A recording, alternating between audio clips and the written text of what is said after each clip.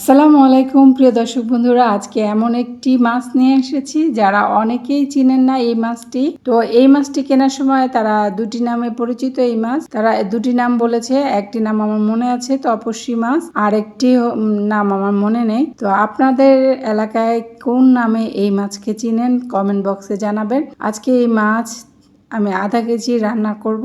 কেটে ধুয়ে পরিষ্কার করে নিয়েছি। আধা কেজি মাছ ভালোভাবে ধুতে হবে। এই মাছ থেকে কিন্তু একটা গন্ধ আসে, আর এটা নদীর মাছ, খেতে অনেক ভালো লাগে। পোমা মাছের চেয়েও খেতে স্বাদ। তো আমি সামান্য লবণ দিয়ে দিয়েছি, হলুদ দিয়ে দিলাম এবং মরিচ দিয়ে দিলাম। মরিচের পরিমাণটা একটু বেশি দিয়েছি, 1 চামচ পরিমাণ, যাতে করে মাছের ভিতরে ভাজার সময়ও কিছুটা ঝাল ঢুকে যায়। মাছগুলোকে আমি হলুদ মরিচ লবণ দিয়ে মেখে নিচ্ছি। মাছগুলো আমার মাখা হয়ে গেছে। ইন্ডাকশনে একটি ফ্রাই প্যান বসিয়ে দিলাম, তাতে সরিষার তেল দিয়ে দিলাম। এবার মেখে রাখা মাছগুলো আমি এক এক করে দিয়ে দিব। মাছগুলো ভেজে নিব। এই মাছগুলো অনেক নরম হয়, ভাজার সময় অবশ্যই সাবধানতার সাথে মাছগুলো ভাজবেন, কারণ এর কাটাও যেমন নরম, মাছটাও নরম। মাছের মাংস বেশি, কাটা কম। কথায় আছে না, ছোট পটাকা বড় ধামাকা। মাছগুলো সাইজে ছোট হলে হবে কি, এর মাছের পুরোটাই খাওয়া যায় এবং খেতেও সুস্বাদু। যদি ভালো করে মাছটা ধুয়ে না নেন তাহলে কিন্তু একটা গন্ধ আসবে, আর সেই গন্ধ কিন্তু ভালো লাগবে না। মাছটার একটা বৈশিষ্ট্য হচ্ছে, আপনি রান্না করবেন, ধরেন সকালে রান্না করেছেন, দুপুরে বা রাত্রের মধ্যে খেয়ে নিতে হবে। এটা আপনি জাল দিলে এটার টেস্টটা একদম নষ্ট হয়ে যায়। কথা বলতে বলতে মাছগুলো আমি উল্টে পাল্টে ভেজে নিয়েছি। মাছগুলো আমার ভাজা হয়ে গেছে, এগুলো আমি তুলে নিব।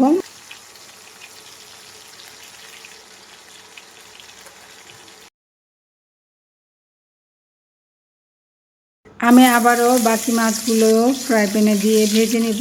এই লোহার ফ্রাই প্যানগুলো সহজে নষ্ট হয় না, ননস্টিক ভাব উঠে যাওয়ার কোনো ভয় থাকে না এবং স্বাস্থ্যসম্মত।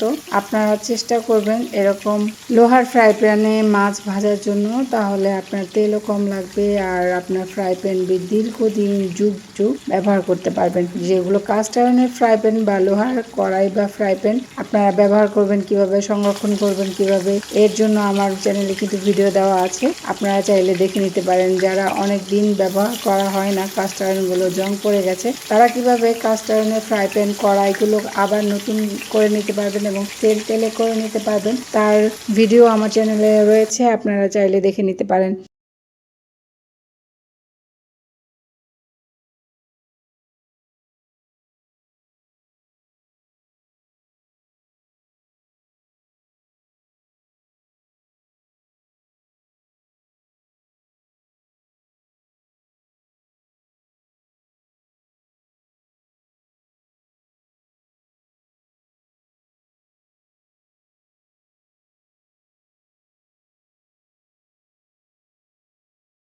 মাছগুলো আমার ভাজা হয়ে গেছে। এবার ইন্ডাকশনে একটি কড়াই বসিয়ে দিলাম, তাতে সরিষার তেল দিয়ে দিলাম।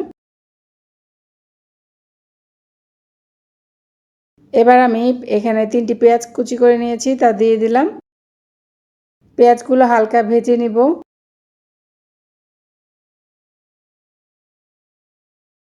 পেঁয়াজটা আমার ভাজা হয়ে গেছে। এখানে আমার জিরা বাটা 1 চামচ, 1.5 চামচ আদা বাটা, 1.5 চামচ রসুন বাটা এবং একটি পেঁয়াজ বাটা আমি দিয়ে দিলাম। আপনারা চাইলে পেঁয়াজ বাটা পরিমাণে বাড়িয়ে দিতে পারেন, তাতে কোনো সমস্যা নেই।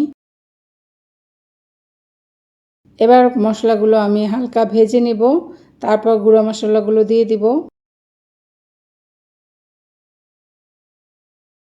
লবণ দিয়ে দিচ্ছি আধা চামচ, মরিচ দিয়ে দিচ্ছি 3 চামচ,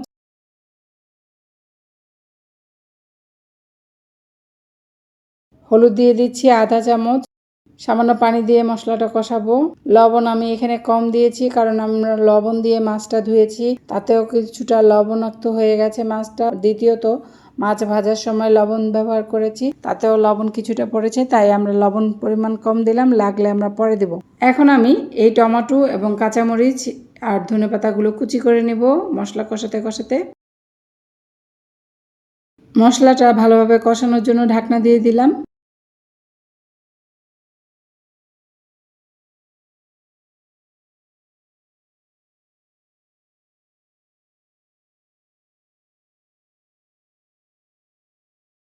মশলাটা কষানো হয়ে গেছে, এখন আমি কাঁচামরিচ আর টমেটোটা আগে দিয়ে দিচ্ছি, ধনেপাতা দিব রান্নার শেষে। তো কাঁচামরিচ আর টমেটোটা দিয়ে একটু কষিয়ে নিব। এখন কিন্তু আমরা মাছের ভিতর থেকে যেই ডিমগুলো আলাদা করে নিয়েছিলাম সেই ডিমগুলো আমি এক সাইড করে দিয়ে দিব। আর যদি চান মশলার সাথে ডিমগুলো নেড়ে চেড়ে ভেঙে ফেলবেন তাও করতে পারেন। আর যদি ভাঙতে না চান তাহলে মশলার সাইডে এভাবে কিছুক্ষণ রাখবেন। কষানোর পরে দেখবেন মাছের ডিমগুলো সব আস্তই রয়েছে। মশলাটা আমাদের কষানো হয়ে গেছে, এখন আমি পানি দিয়ে দিলাম। ঢাকনা দিয়ে দিলাম আরও ভালোভাবে কষানোর জন্য। বন্ধুরা, যেভাবে মাছ ভুনা করা দেখাচ্ছি ঠিক একইভাবে যদি আপনারা ভুনা করে নেন যে কোনো মাছ, খেতে কিন্তু অসম্ভব মজার হবে।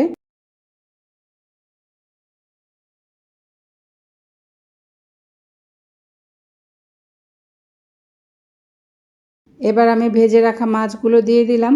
মশলার সাথে মাছগুলো আমি হালকা কষিয়ে নেব, বেশি নাড়াচাড়া দেওয়া যাবে না। এই মাছগুলো কিন্তু প্রচুর নরম, আপনি যদিও ভেজে নিয়েছেন তারপরও দেখবেন বেশি নাড়াচাড়া করার কারণে ভেঙে যাচ্ছে। তাই আমি অল্প নাড়াচাড়া করেই ঢাকনা দিয়ে ঢেকে দিলাম।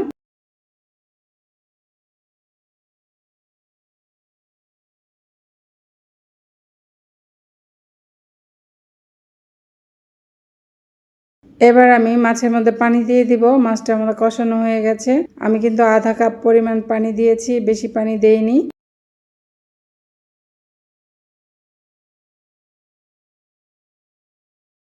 এখন ঢাকনা দিয়ে দিব।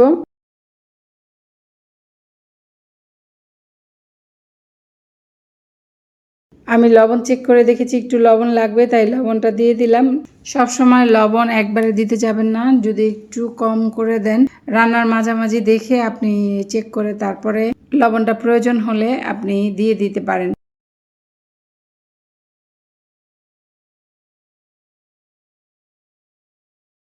এখন আমরা ঢাকনা তুলে ধনেপাতা কুচিগুলো দিয়ে দিব।